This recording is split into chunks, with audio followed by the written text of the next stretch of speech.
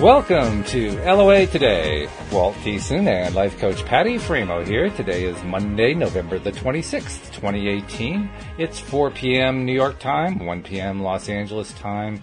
That's, let's see, what does that work out to? That's 9 p.m. London time and 8 a.m. Sydney, Australia time. I'm going to get that down pat one of these days. We're getting closer, not quite there. And 1 o'clock San Diego time. And 1 o'clock San Diego time, that's right, which happens to be also Los Angeles time. That's right, so, there you go. Yeah, so this is good. This is good stuff. And this is your second daily dose of happy for the day. We hope your day is going well. And if it is, we're going to help boost it up a little bit higher. And if it's not, we're going to boost it up a little higher. So either way, it's going to boost a little higher. And that's the whole idea, right?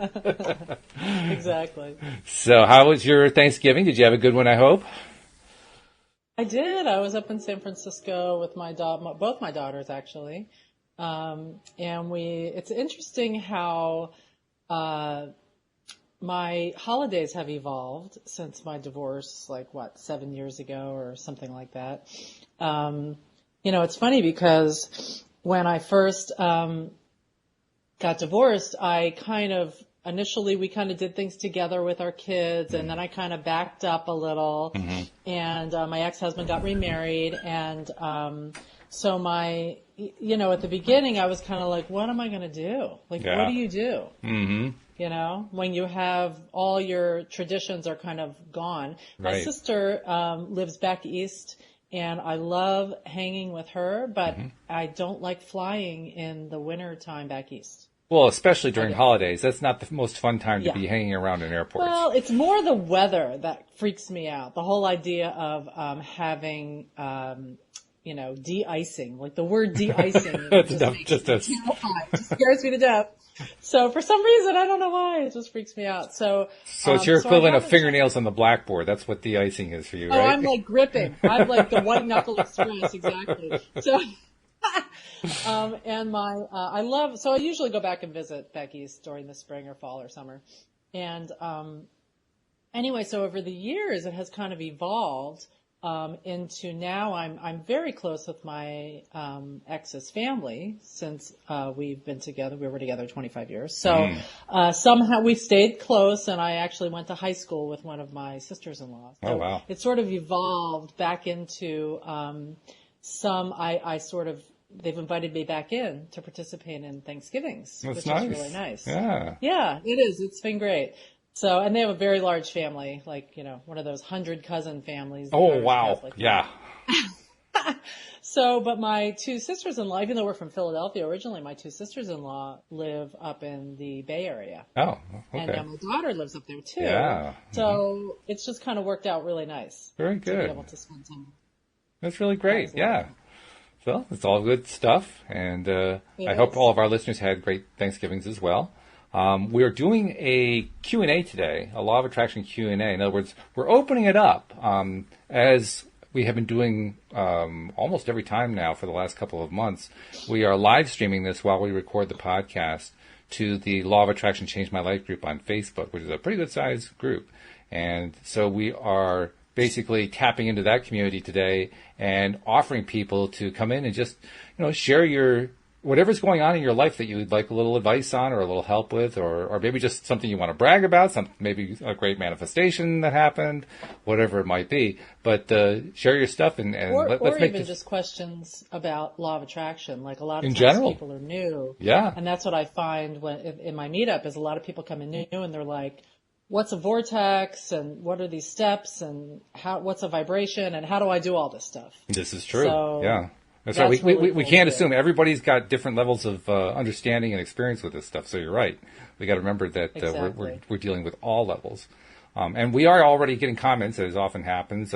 Kate is saying Australia time here. So I guess Kate's from down under. Hello, Kate. Thanks for tuning in and joining us today. And Jeffrey's waving hello. And, so we have people already, I can see eyeballs watching us, so that's a good thing. I guess we'll probably have to give people a few minutes to figure out what they want to start bringing up because, we have to kind of cue that a little bit. But I want to share a story, and this is maybe a way to get the whole thing started. We have a number of listeners, particularly lately, who have been writing in and telling us how much they love the podcast and they love all the co-hosts and all that kind of thing. And it's been really great. Some of the people have been really effusive in the things that they've told us about, what they like about the podcast. And I just want to, first of all, thank all the listeners who write in and all those who listen who are enjoying it, who may not have spoken up but feel the same way. We really appreciate every one of you. I had a Facebook meeting the other day with a listener, and I won't say where she's from. I won't say her name or anything because she's in a rather difficult situation, which will become evident in a minute. There are many, many, many people in the world, many of them women, who live in societies that, let's just say, are not like the United States. Let's put it that way. And some people live in pretty severe circumstances. This was one of them. I actually did a little checking just to get kind of a list of, how many countries are there where, for instance, women have, lack basic rights, the right to vote, the right to leave their home, right to, drive a car, all that kind of thing. And it's an extensive list. I've got to mention one of them. This is not related to the conversation, but why is it that the Vatican City does not allow women to vote? I don't understand that one. But for whatever reason, in the Vatican City, women are not allowed to vote. Whatever. Enough of that comment. Or be priests. Or be priests. We could go on and on, yeah. Yeah. So anyway, but we'll leave that one alone. It's funny because women's rights have come so far in so many countries and in so many ways. Yeah. However, it's still when you look at the global population, it's still a relatively minority position. I mean, most countries really haven't adopted it yet. A number have, fortunately, but it's got a ways to go. Anyway, that's just to kind of set the scene. I had this conversation with her, and she was telling me about things going on in her life, and telling me about her dreams. And one of her dreams is to be able to leave her four walls.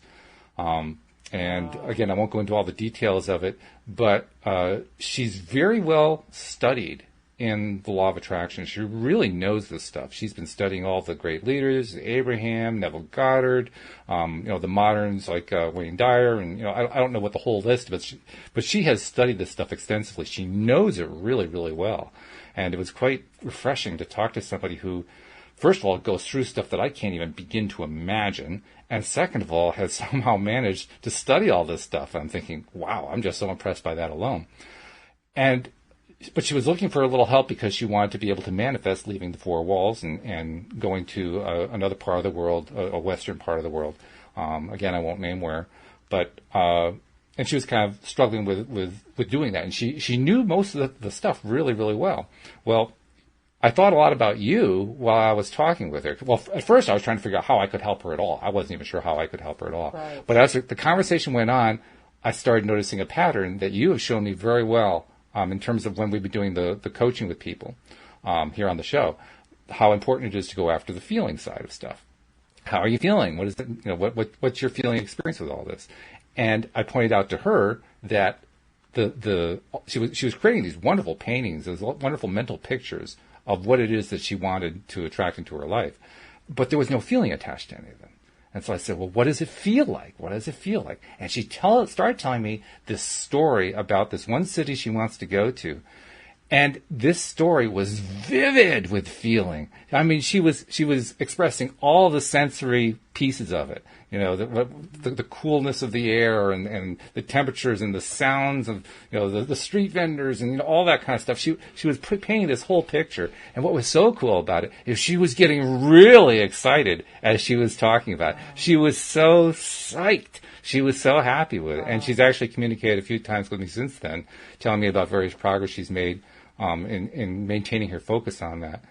And I just wanted to say, boy, if there's somebody going through what she's going through and she can develop that focus and she can develop that level of intensity and blocking out all the stuff that she doesn't want. And raise her vibration. Well, she can do that. What the heck are the rest of us waiting for?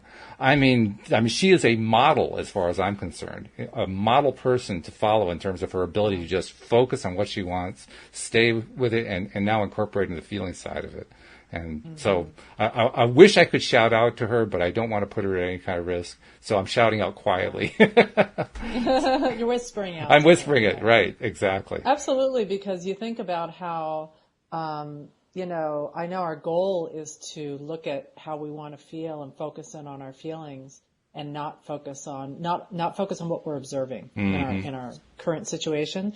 But geez, sometimes that can be so challenging, and talk about challenging circumstances. Yeah. That really is a difficult one. Right. And, how cool though that she's reaching out to raise herself up. As much as she can. She is raising herself up, and I mean that deserves underlines an uppercase. She is really raising herself up.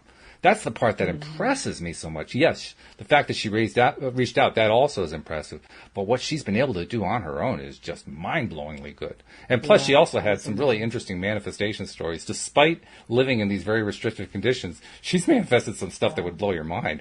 So, well, really even manifest being able to communicate. With us. Exactly. With the podcast. Yeah.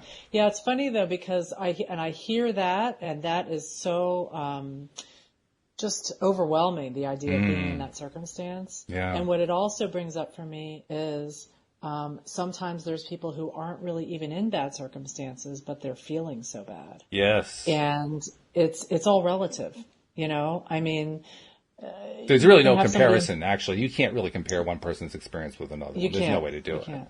No. You can't. And everybody's entitled to their feelings. And Absolutely. some people are in these amazing circumstances, and yet they're feeling so empty inside. Yep.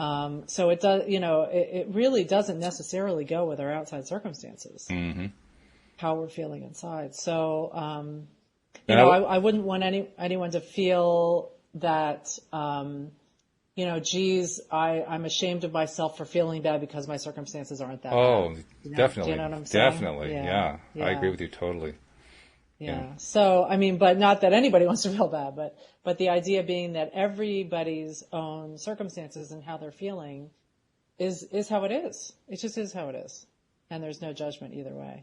You're looking at something there. I'm looking at the comments, because we've got some comments, and I think we have our first question. Let me just, my screen is not aiming the way I would normally want it to, so I have to kind of take a look. Jeffrey's saying, I've been having so much fun using the law of attraction, even bringing in money. Currently, I'm working on moving from surviving to thriving. Well, that's good. That's really good. And then he says Pakistan. I'm not sure what Pakistan fits in with that. Maybe that's where he's coming from. Maybe. I don't know. Could be. Yeah. Twinkle asked, I love the name, Twinkle. Twinkle asked, how do I attract, I'm not sure what this is. How do I attract how do I attract contest wings? Contest wings. I don't know what that is. Do you? Don't know what those are. No. But the first one I wanted to address, rather than, I didn't want to skip over what Jeffrey said. Well, yeah, he didn't really ask the question, but go ahead. Sure. Yeah, I mean, the whole thing about attracting money it comes back to the same thing. I got, as Abraham says, there's, no matter what the question, it's the same answer. Right. So, it's looking at, I know one of the biggest challenges for a lot of us is the money issue, and how to attract that and not, and go from just surviving to thriving. And I think that one of the things that I find is the most helpful is looking at if somebody can look at the money situation and not have a wobble, and can think about what they really want and get to that point where they're really feeling good about that fantasy of what it's going to be like, as if they're already there in present tense, then go for it. So that might look like, if you can genuinely say, and again, when someone's in that place where they're sort of going from that lesser place to, and they want to raise their vibration, it's getting more general is always the thing that helps in those circumstances. Right. So, it might be looking at the statements that you can say to yourself that feel true to you, that help you take a little step up in that vibration and in that belief. Yes. So it might be, rather than going from surviving to thriving, it might be looking at,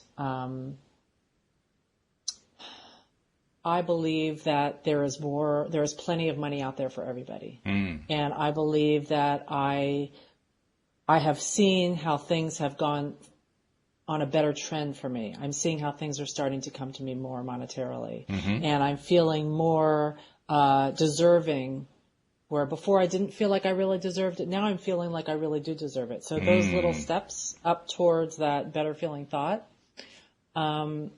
But if it doesn't feel good to go there, if it sends you into that wobble or into where you're really doubting and not really believing it, rather than just saying the words, going into something that really you can believe, but maybe in a completely different topic. Mm-hmm. Because maybe that topic is just too emotionally charged and you just are in such a bad place about it, you can't believe it. So picking any other better feeling thought that just feels a little bit better and focusing on that. So, Definitely. That whole idea of raising our vibration can be on any topic. It doesn't matter what the topic is on. It's true, because it doesn't matter how you got there. The question is, how do you feel? If you feel good, then you got there. It doesn't matter whether you were thinking about money or, rock climbing or petting the cat. It makes no difference. It's all irrelevant to the real question. Did you get to the good feeling place? If you got to the good feeling place, you got there. That doesn't matter how you got there. There are a lot of roads there. And that can be I see your kitty behind you. Yeah. And that can be the manifestation in itself. Mm-hmm. But of course, most of us are all looking for that thing, right? Those things that we put into the vortex. So here's this vortex, as Esther always does it down to the left. The spinning vortex. I always wondered where it was. It's next to Esther. Of course it is. So, here we've put all these things. Every time we have something that we don't like happens to us, or every time we have some contrast, that shoots off those rockets of desire, and whatever that is we're wanting, it automatically happens vibrationally in that vortex. So there it is hanging out waiting for us. Yeah. So in order to get that stuff in, it's just getting into the vortex. Mm-hmm. And it doesn't even matter what the topic's on, just getting us into that higher vibration place, and things will start coming in. And it's just always so shocking and amazing to me how the universe can figure out how to line everything up in your life to make things come into your experience through the most unexpected ways sometimes. Very true. In fact, it's actually a little bit disconcerting, because when stuff plays out, you actually have to kind of sit back and reflect and say, what just happened? I mean, what was this connected to? Which thought process that I had was this reacting to? And then it played out in this way and produced this? You're trying to piece together this puzzle, and it's just, it can be mind-bending to try to figure it out sometimes. It is. And that universe is just so unbelievably smart. It's just crazy. I feel like that's the big brain, and we're like the little brains, I've often felt that kind of was demeaning to me, but on the other hand, when I see how it actually plays out, I say, okay, my brain can't put that one together. I'm sorry, I just don't know how to do that one. And what's so cool is that we don't have to. That's true. That's what's so cool. Yeah. We don't need to figure out the how. We just let the universe figure it all out. And it does. It's bizarre. Which is actually both good news and bad news. The good news is we don't have to figure out how. The bad news is we don't have to figure out how, despite the fact that we keep trying to. So, exactly. We fall into this trap of, I got to figure out how this is going to work. No, you don't. Oh, come on. Really? I know. And it's so hard not to do that how in that action pice. It's so hard not to just jump in and do that one. Well, that's what we're built to do. So, but I wanted to get to the other one about, I don't know what contest wings are. I think I've seen references to that. It probably means some sort of special process or something that other people have been advocating as a good thing to do. I don't really know. But without even knowing what contest wings are, I think I'm Googling it. Oh, you're going to Google contest wings? Okay. I am not seeing much, though. Well, I think we can probably address it anyway, even though we don't know what it is. We don't really have to know what it is. I mean, she's the only one, or he, I think it's a she, is the only one who has to know what that is. And ultimately, what it really comes down to is, how does that person feel about it? How does that person interact with the feeling of contest wings, right? I mean, it could be gibberty-goobish. It doesn't matter what you're trying to attract. If you're trying to attract gibberty-goobish, well, okay, that's what you're trying to attract. It's all the same answer. It's the same answer. It's always the same answer. And yet we end up talking about it, even though it's always that same answer. It's fun. Because it's hard to get to that same answer. It's fun. Sometimes. It is, yeah. Yeah, often when we're asking these questions, what we're really asking is just what you said. How can I get there when I don't feel it right now? I'm not feeling the contest wings. I'm just not feeling it. How do I get there? And that's where we end up having podcasts. Well, that, and also, of course, that's where I always go to the book Ask and It Is Given and look at amazing. Right. And I just love those processes in the back, or even just trying little tricks and tips and strategies. Mm-hmm. to raise our vibration in whatever way that is. So contest wings, let's say you don't believe you deserve them, or you somehow feel that it's never going to happen for you. So looking at any positive aspect of anything that's happening right now is one way to raise our vibration. Mm-hmm. And really milking whatever those are and having appreciation whenever we can. What you looking at there? I'm just following the comment stream here, so I'm letting you answer some of these questions while I pick up the comment stream, so I know exactly where we're going next. Yeah. But yeah, we're getting some interesting input here. I'll try to just pick out some of the good ones. This is an interesting one. Person asks, how can I use my vision board to boost my manifestations? Yeah. I get that. So, I mean, I can tell you my interpretation anyway. Okay. What I would think of that is kind of like, how do you supercharge them? Mm. So, how do you use your vision board to supercharge your manifestations? So, and it's not even so much the manifestations. The manifestations is the result that you want. Mm-hmm. But, so the way that I've used vision boards is just to pick out things that I like, that make me feel good, that make me feel happy. Mm-hmm. You can cut out pictures, you can write words, you can cut out words, you can draw things, use photographs, whatever it is that sort of exemplifies for you the things that you want that make you feel good. And when they're up on this board and you've got them in a place that's visible and you're feeling in a good place, really focusing on those specific things. It might be picking one out that really resonates with you that day. Right. And diving into that picture and picturing yourself, let's say it's, a place in the Bahamas on the beach. And so picturing yourself actually sitting there and your feet in the sand and how it's warm and the sun shining on you and the sound of the waves and the wind blowing on you, and just really putting yourself into that place where you're just feeling so peaceful and so calm. Or whatever that feeling is that it is you want to manifest. Mm-hmm. It might be that you want to be excited about something new coming into your life, and so you have a picture of a roller coaster, and your picture going down that roller coaster, and how you're just like, screaming the whole way down, and it gets you all excited and happy. So I feel like one way to use that is by looking at that whenever you're feeling good and using any of those pictures to take that manifestation and really boost it and milk it and supercharge it. So that it makes it more likely that it can come into your experience. Does that make sense? Yeah, I think that's a good explanation. What do you think? You got any extra ideas? Well, I've never really been one to use vision boards, to be perfectly honest. It's not been my favorite, modality to use, in part because eyesight is far from my strongest sense. Of the five senses, it's actually my weakest one. So it's not my go-to. Strongest? Hearing. Not surprising for a podcaster. Yeah. So what might you do in a hearing to use that hearing part? Oh, for me, it's listening to positive music. And I have at times dictated to a machine, to a phone or something like that. I've talked about on a phone what I want out of life. And to that extent, I'm using it kind of in the same way that a vision board gets used. But for me, mostly it's about just listening to what I like. And that's why I pick positive music. Because the positive music has either positive lyrics or just a happy beat or a combination of the two. And if I listen to that enough, that's usually enough no matter what I'm doing to just kind of give me at least a 3 or 4 step lift, pick me up quite a bit. A little boost. Yeah. Yeah, that's cool. That, and also I agree with you. I really love listening to positive music, or more just like music that just is like happy music, kind of like that beginning music you have in the beginning. Yeah, well, that's why I picked that one. To it. There's just something about it. It just feels good. Yeah, absolutely. I also was thinking about how with listening to Abraham, listening to Esther's voice. Now it's like I'm conditioned. I hear her voice and I'm like, I just get, unless she's in, like, it's really funny. I got to throw this in there because I've always noticed how sometimes Esther, or I should say Abraham, can be very soothing and supportive, and other times Abraham can be like almost harsh.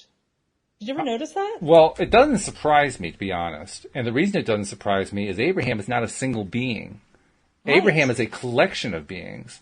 And I always think of it in terms of who has... So do they speak individually? Well, I think so. I think of it in terms of who has the microphone. Like, if you go to a workshop, Abraham through Esther picks who's going to have the microphone next, and that's the person who sits in the hot seat. I think they do the same thing on the other side.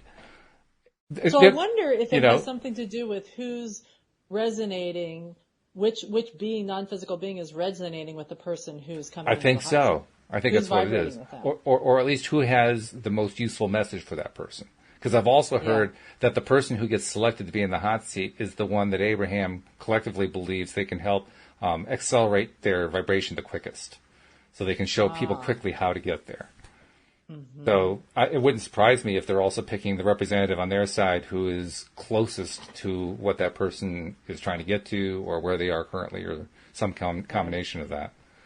Yeah. I mean, that I was actually thinking about this morning, because what it also brought up for me was the idea of Jerry, being in non-physical, and any of our loved ones who have passed away and who are in that non-physical place.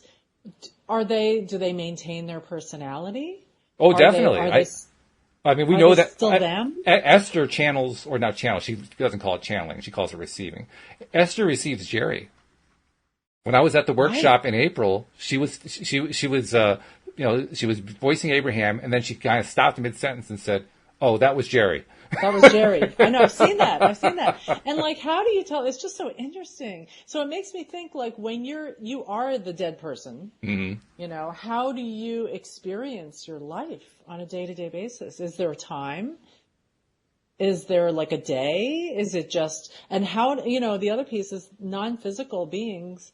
The universe is paying attention to each one of us all the time. Mm. How do they do that? And keep it all straight? They got big brains. Big brains. The best answer I can give you is that I understand that they are completely 100% connected to source energy at all times, whereas we, in the contrast, are able to disconnect, although we really don't ever disconnect, which means they're constantly in that good feeling place, which means they're constantly able to just instantly manifest whatever they want.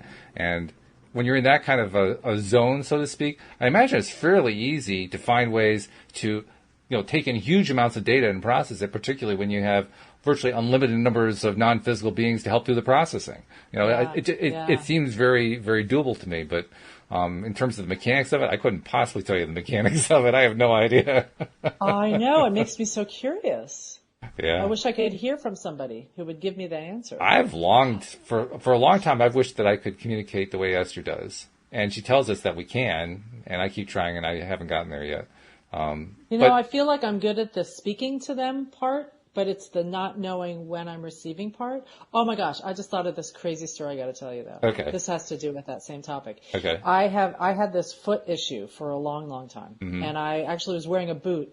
I don't know if I told you this before. I was wearing a boot for 6 months on my foot. I don't remember this one. And I had tendonitis and all these issues. It was just a big pain in the ankle. And I was limping, and so even after the 6 months, I went into the podiatrist, and I'm like, it still hurts. And he's like, oh, forget it. There's nothing else. Thinking, this is not going to work. It's not okay that I'm going to be limping around the rest of my life.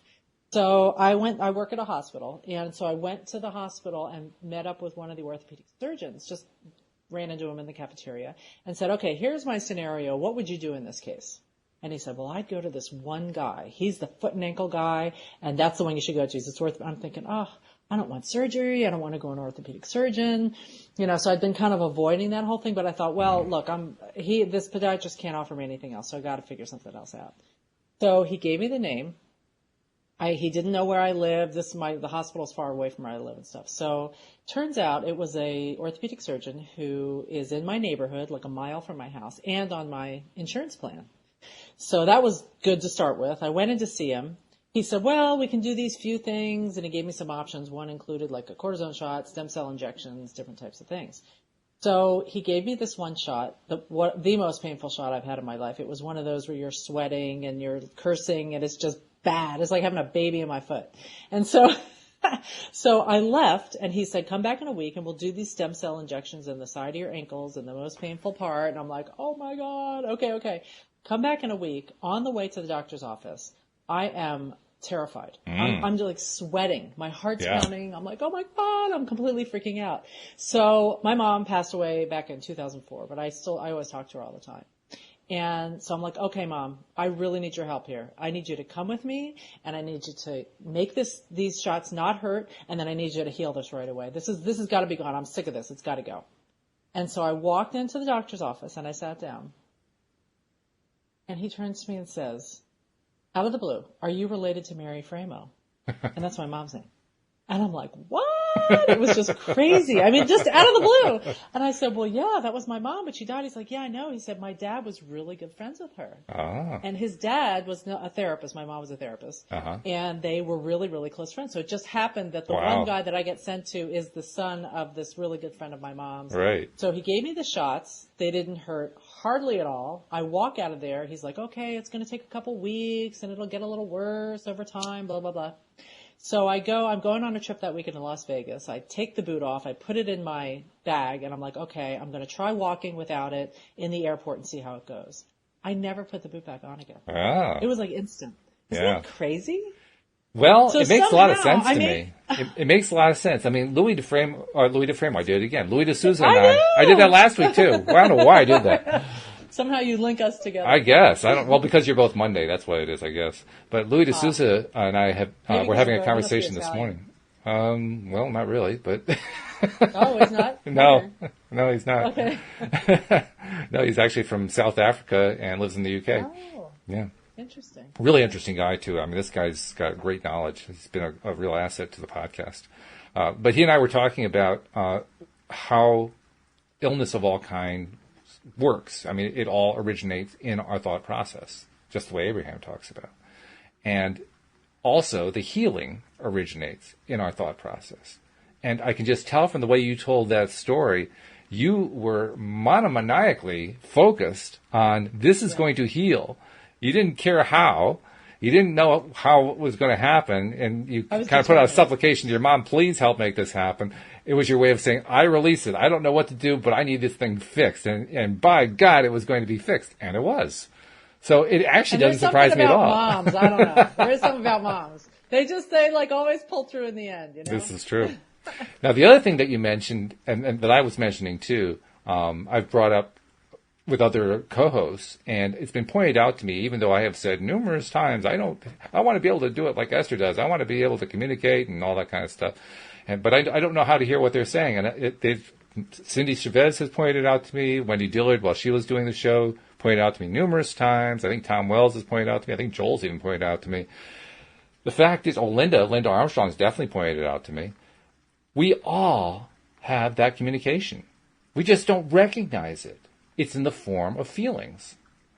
Because remember what the rule is. When we're feeling good, we are in alignment with our inner being. When we're not feeling good, we're out of alignment with our inner being. So it's a direct correlation going on there. So all we have to do is pose the question, then ask ourselves, how does it feel? If it comes back feeling bad, we know the answer is no. If it comes back feeling good, we know the answer is yes.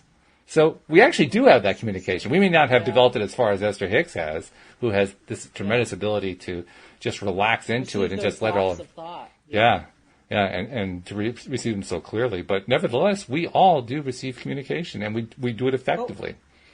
And you're right, because I'm thinking about, when you're in that good place, when you've meditated or you walk meditated like you do or whatever it is that gets you into that high vibration, and then you have these thoughts that just kind of pop into your head.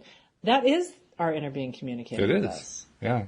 And that's when I think it's so important to listen to those thoughts when we're in that good place or when we've actually gotten ourselves into that place where we're releasing and we're not having active thoughts, where we're just kind of releasing and being in that chill place. That's when those thoughts and feelings that pop into our head are the ones we really got to write down and listen to. Mm-hmm. Yeah, especially or just listen to and remember. Especially if we weren't actually trying to think of a solution or think of something. It just kind of came to us out of nowhere. Those are the ones to pay attention to, because they're almost invariably the ones that are coming from deep inside, which is cool stuff. Exactly. We've got more questions that have come in, so let's try to get to a couple of them here. Sure. Pedro asks, how to let the desire go, how to trust something that you still cannot see. That's a great question.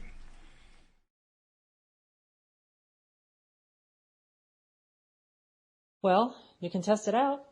Mm-hmm.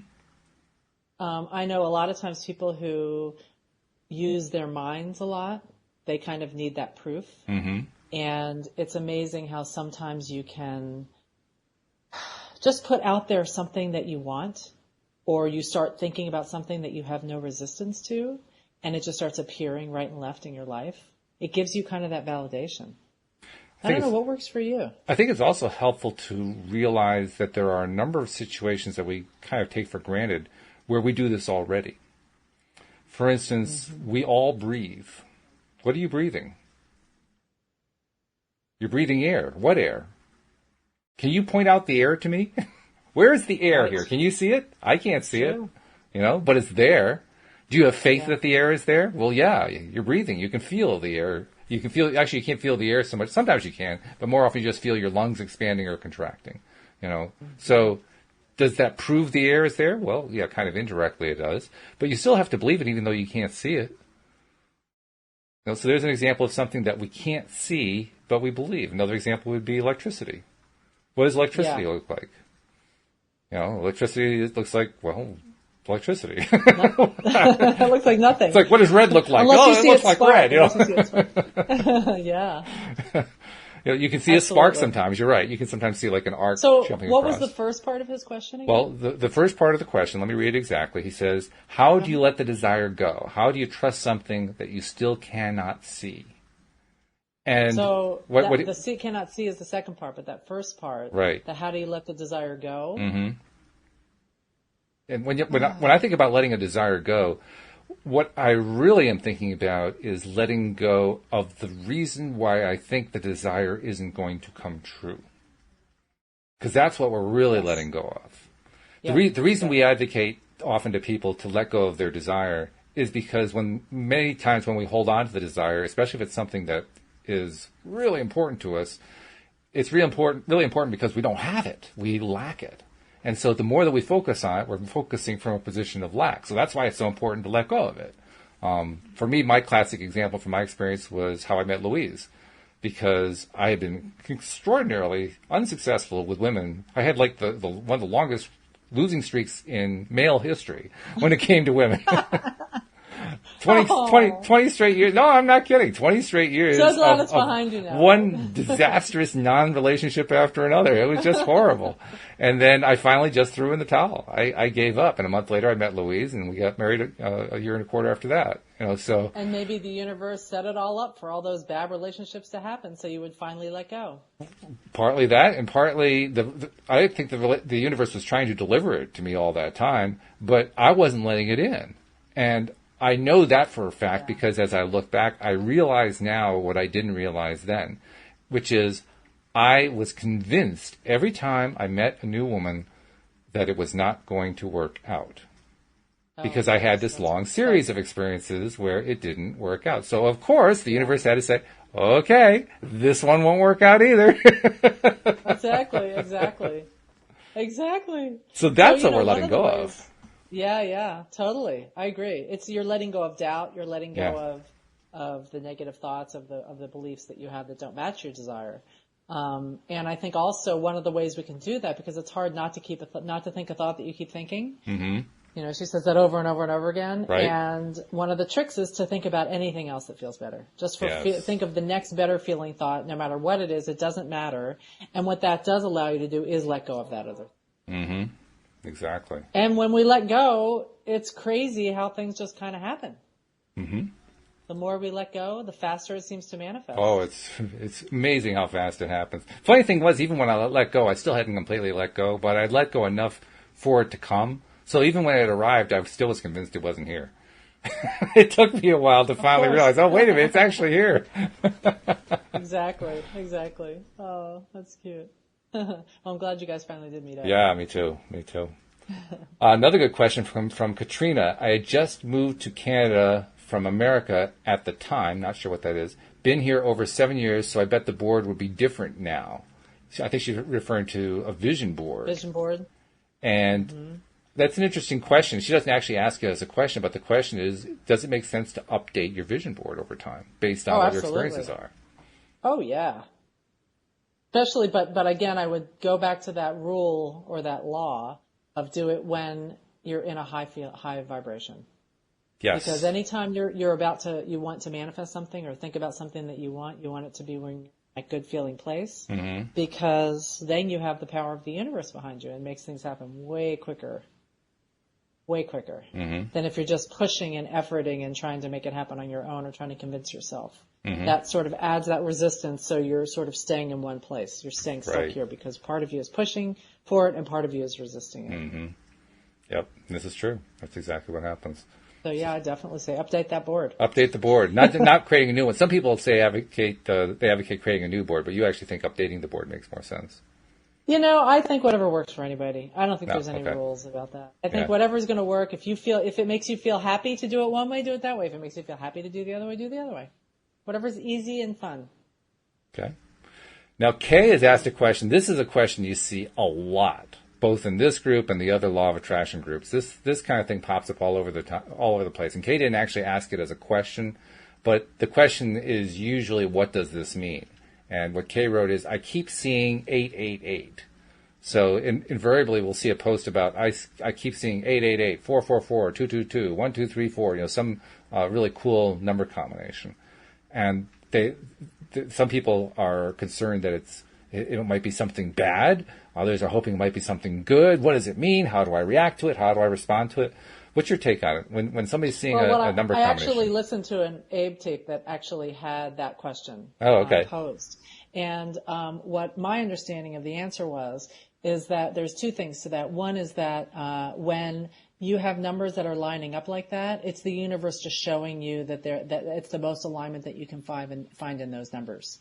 So you get 1111, it's the most alignment that a clock can show you. Okay. So it's just showing that you're in alignment when you've got those numbers coming up. Okay. The other piece as to what the specific numbers mean has to do with what meaning you assign to those numbers. Yeah. So if that's something like, for me, it's just like seeing the 1111 just makes me so happy. There's just something, it's like, oh, I feel like I'm connecting with Jerry. Whenever I see this, because he was really into the number thing. Seriously, I feel like Jerry is like going, hi, whenever I've got the 1111. Mm-hmm. That reminds me too. What number it is. That reminds me too of a story that you once told me. I don't think you've told on the podcast. You might have, but somebody actually posted, I don't remember which group, it may have been this group, a question about, have you ever manifested meeting a famous person? And as soon as I saw that question, I thought of the story you told me about Jerry and Esther. Is that a story you'd like to tell? Sure. Oh my gosh, I love that story. It's so cool. I was, one of their houses, Jerry's not with us anymore, but one of Esther's houses is here in the San Diego area in Del Mar. And I had way back, this was years ago, and I had just, I was into law of attraction, I was doing coaching, I was using it in my coaching groups and in my individual coaching. So I was into it, but they didn't have the YouTube thing, they didn't really have, I had never even gone on the website. It was earlier on before a lot of the techie stuff existed, and they still just had CDs and things like that. So I was, whenever I went to one of their, I just had some from some friends. I'd had that stack of Law of Attraction CDs, and I just kept listening to them over and over and over and over. Yeah. And so I was really excited about the coaching that I was doing, and I really just wanted to meet them. I didn't know anything about their workshops or anything. I just thought, gosh, I want to meet them so bad. And I had heard that they had gone to this one restaurant in the Del Mar area. And I was like, I am going to go to this restaurant and I'm going to walk in there and they're going to be there. And then I'm going to just talk to them. I'm going to go up and talk to them. And so I walked into the restaurant and they were sitting at the table. Oh, wow. I was like, oh my God. It was just crazy. I mean, I went up to the table. I'm like, oh my God. I was so excited. And they were like the sweetest you could ever, they were just like so sweet. And what was really crazy about that on top of it, the universe had lined this up in so many amazing ways. Not just meeting them, but Jerry said, well, we just came out with that new book, The Vortex. And I knew there was a reason that I had it in my car, and I'll go get you a copy. I was like, oh, okay, that'd be great. And so, and then I talked to them a little bit more, and I was telling them about the coaching I'm doing, and they're like, hey, great. They were just so sweet. And Esther said, well, we do these workshops all over the country. And I had no idea. And I was like, wow. And she said, the next one is this Saturday in San Diego. And so she gave me free tickets to it, and I was so excited, and I was like, I don't want to bug you guys. I mean, I could have just stayed there all night. But I went over to the bar, met my girlfriend, and my girlfriend came in, I met her. And I told her about it. I was over the moon, and she was like, wow, that's really cool. But she wasn't really quite as excited as I was. And then after about a half hour, Jerry came over to us and said, here, I brought the book for you. And he signed it for me, The End of the Vortex book, and gave it to me, which was so sweet. And he said to my friend, I'm sorry I didn't bring one for you. And she was like, oh, that's okay. And he said, just go ahead and go to the workshop with her this Saturday. And she was like, great. And then about a half hour after that, he came back, he went home and got her a book and brought it back for her. Oh, wow. I mean, what a sweetheart. Yeah. What a sweetheart. That was really, really cool. I mean, I just lucked out with that. Talk about manifesting. I mean, that's exactly what the question was about. Manifesting, attracting, being, meeting an actual famous person, and you did it. And, there are a lot of people who say, well, that might be asking a little bit too much. Apparently not. Apparently not. Well, you can actually do it. It's funny. For some reason, I had no resistance to it. Yeah. I don't think I realized how big they were at that point. I don't think I realized about how pervasive they were into these workshops and cruises and all this. I didn't know any of that stuff. It probably helped you. It did. Yeah. It totally did, because I wasn't threatened by it. I just thought, wow, they're so cool and I'd love to do this. And it just happened. Yep. So yeah, it was a really cool thing. Because that is the mindset of having somebody like that as a friend, for instance. It's like having any other friend. It's just a friend, and of course they're a friend. That's who they are. They're my friend. Yep. That's the mindset, in a sense, you had to be in. Not so much being their friend, but being associated with them in a certain accepting. way, so that they could be there, and that of course they. I wasn't intimidated by the idea. Yeah. I was just excited about it, and I was really excited about it, and that's what brought it in. Really, really, I love that memory. That's a good one. Now I've got the book to keep and look at. Yeah. That's in LOA circles, that book is worth something for sure. Probably. I'm not getting rid of it. Let's see. What else we got? Questions. A lot of comments.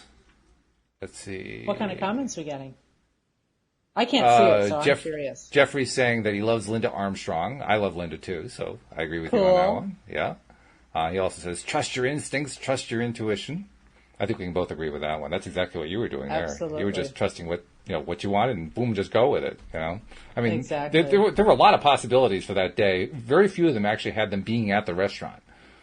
I know. It was much more likely for them to not be at the restaurant. You go to the restaurant and they're not there. That would be normal. I know. But you just trusted, I'm going to go. You didn't even think about it. Yeah. You didn't give it any thought. You just said, I'm just going to go.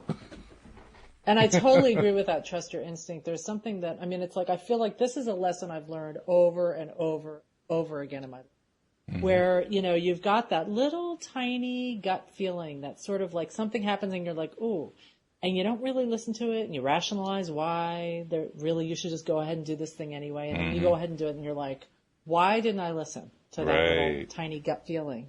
Or the other way, where you sound something, you feel that little thing about something being good and you're excited about it, but then you're like, no, I don't want to be selfish, or I don't want to be whatever. And then you don't do it. And every single time it turns out that little tiny voice was absolutely right. Don't you find that to be true? I'm finding it more and more. I'm still learning to trust my ability to connect to that and to recognize it for what it is. What I have found is that I was able much earlier in my life to notice the voice of warning. Yeah. The one that says, no, don't go that way. Go the other way. Right. The one that comes to my mind Or like quickly. You're walking down the street and someone's behind you and you feel this thing. You don't even know they're there, but you feel it. Yeah, absolutely. Louise and I, we had 2 honeymoons actually. For our second honeymoon, we went to Barbados. And when we were we took like one of these little jitney buses downtown, which we'll never do again, but it was an experience. Oh my goodness. Those people drive like maniacs. But we got downtown, down to the port area, and we're walking along the main street that heads right down to the shoreline, and there's a park over on the side. And we said, let's check out the park. And we took about 5 steps toward the park, and I just stopped. And Louise turns to me and she says, what is it? I said, I don't know. And she said, well, does it feel good? I said, no, it doesn't feel good. And she says, what is it? Is it the park? I said, yeah, there's something not right. I don't know what it is. Wow. Something's not right. So she didn't hesitate. She says, okay, so let's go this way. So we went over to the street. She said, let's start working our way across. Maybe we can find somebody who can, tell us about where we can get a tour of the island or whatever. And we got to the street, and a cab comes up, and the cab driver's looking at us. And so we just kind of waved him over. He came over. We got to talking to him. He was this really nice guy named Steve, who was originally from Canada and who had spent most of his days cabbing around the island. And we asked him, do you know, are there any like tour services that can give us tours of the island? He says, well, I can do that for you. So we ended up meeting Steve because we were directed over to meet Steve, so Steve could be our tour guide. And he gave us this wonderful tour the next day. Yeah. So to this day, we don't know. Does that mean that we were being warned away from the park? Or does it mean we were being directed to Steve? Or was it both? I don't know what the answer is. Yeah. The point is, I listened to it. I listened to it. It didn't feel good at first. And I just listened to the thing that, don't go with the thing that doesn't feel good. And I didn't, and it worked out really nicely. And it's so funny, that emotional guidance system is there. And it's so strong. It doesn't sound loud, but it's like powerful. And listening to it is so important. And yet, half the time we get up in our brains and we're like, oh no, that doesn't make sense. Or the funny thing is, I mentioned earlier, my best sense is auditory. But when I get these signals, I don't hear them. It's not an actual hearing. It's just sort of, it's kind of like, it's like there's just energy in your face kind of a feeling. Yeah. You know what I mean? It's like a sensing. It's like somehow you sense it, but you can't even ascribe it to a specific sense. I actually experienced it as if there was something pushing against me. It's like I'm being hit in the chest or, pushed into the head or something like that. I can just feel it. It doesn't hurt or anything. It's like an energy force. Yeah. It's very similar to what I experienced. There was one of the early shows that I did with Linda Armstrong. Before the show, she gave me one of her regular coaching sessions, energy coaching. And she does what she calls helping clear you of your own resistances. And when she starts the session, she asks you for permission. Can I come into you energetically? I said, sure. And so she started, and all of a sudden, I felt this energy coming into me. Wow. I'm thinking, oh my God, I thought this was going to be more metaphorical. I didn't realize it was going to be something I actually felt. But it was the same kind of thing. It was just like, whoa, oh my goodness. It was not anything you could miss either. It was really strong. So, yeah. That's the way it usually, whenever I get a signal, it's kind of like I almost got tapped on the forehead, like, wait a minute, stop, there's something important here. Can you notice what it is? So interesting. Yeah. And the more we listen to it, the better it turns out. Oh, yeah. So let's see, what else we got? Jeffrey's giving us a lot of comments here. Most recently he said, work from a place of love, but listen to fear, the ultimate contrast in parentheses. Work from a place of love, but listen to fear. Does that resonate with you?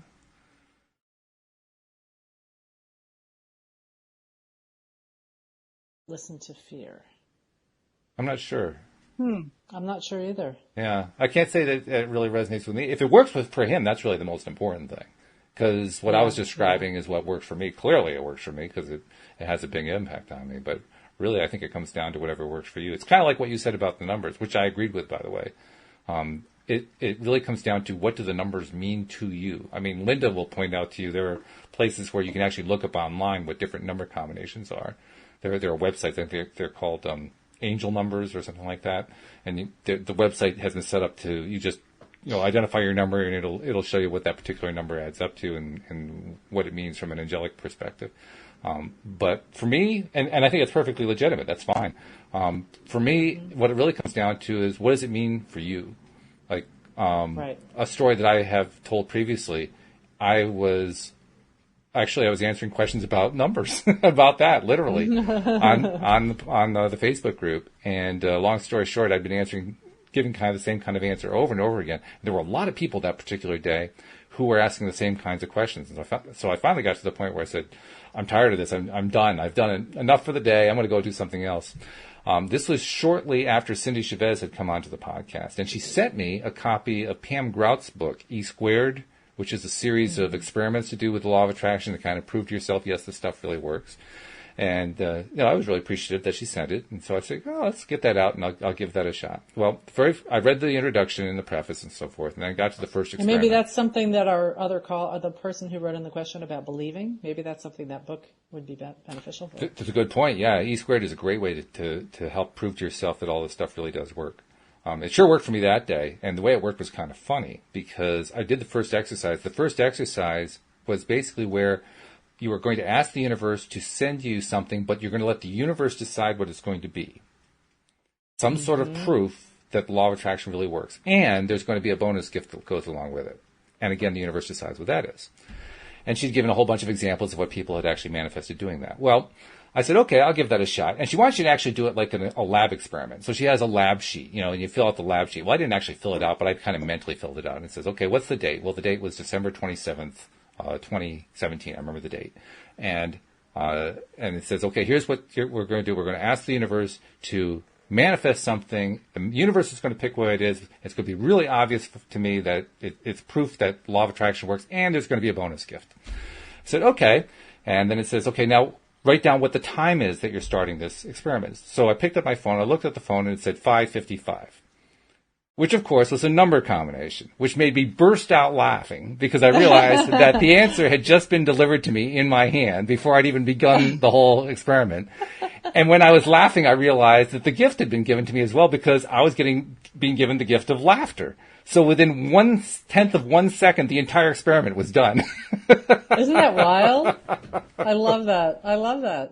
It's so cool when you see that proof and that manifestation. It really, it's just exciting. It makes you so happy. Yeah.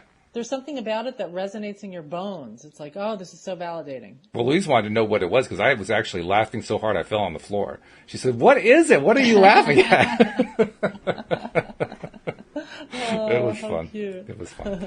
Hey, we only have a few minutes left. I want to make sure we get the announcements in, and then I'll see if there's one last thing for us to address. First of all, if you're not a subscriber, please become a subscriber. The instructions on how to do that are in most of the places where there's a description associated with this podcast. You can go in there and click that link. If you can't find a link, just go to the homepage of the website, loatoday.net. You'll find links for Android users and links for iPhone and iPad users. Just, whatever device you're using, click that. It'll walk you right through the process, and then you'll become a subscriber, and all of the podcast episodes will come right to your device. And then once you're a subscriber, keep sharing out there on social media. That's how people are finding out about it. And chances are that's probably how you found out about it. You found out because somebody else shared or pointed out or added it to their page or included you in the Law of Attraction Changed My Life group or whatever. You found it because somebody else helped to bring the message to you. Carry it along. I mean, this is the one time to actually honor a chain letter, right? Help get the word out. Help more people find out about your Daily Dose of Happy, because that's how more people get their daily dose of happy. So subscribe and share. Those are the messages for the day. So one last. I also wanted to just mention that if people wanted to join us on these, they can join that Facebook group. Yep. Called Law of Attraction. The Facebook group. Law of Attraction Changed My Life group. Law of Attraction Changed My Life Facebook group, and they can join that and then participate in this. Absolutely. Or they can download the Blue Jean app and do that way as well. Yeah. And we're including that. Well. We're including that in a lot of places too. Last little plug, is anybody interested in talking to me further or coaching with me? Yeah. How does somebody reach out to Patty? Yeah. Patty at pattyframocoaching.com. Absolutely. Send me an email. Oh, that sounds good. All right. We're going to get one last comment in. We got 10 seconds to ask this one. How do you remain positive when things are continually going wrong? I don't know if we can do that in 10 seconds, but we'll try. Oof, that's going to be tough. How do you remain positive when things are going wrong? Get off the subject. Yeah. Whatever it is that's bugging you, think of reach for any better feeling thought and focus on that. And anytime your mind starts going back to that negative thing that's bugging you, pivot away from it onto something that feels better and focus on that as much as you can. And meditate, go out in nature, take a nap, whatever it is that raises your vibration. Absolutely. That's my 2 cents in 10 I think you got it. You just nailed it. I mean, we could go on for that, for a longer period of time if we have the time to do it, but we don't. That's okay. Hey, this has been great. I loved it. This has been great. I'd love to encourage people to join us next week. Let's do this again next week. We'll do this for a few weeks and see what kind of involvement we can get from people, because so far it's been good. Meantime, I look forward to talking with you then. I hope you have a great week. You too. All right. Take care. And we'll see you all next time as well here on LOA Today. Goodbye, everybody.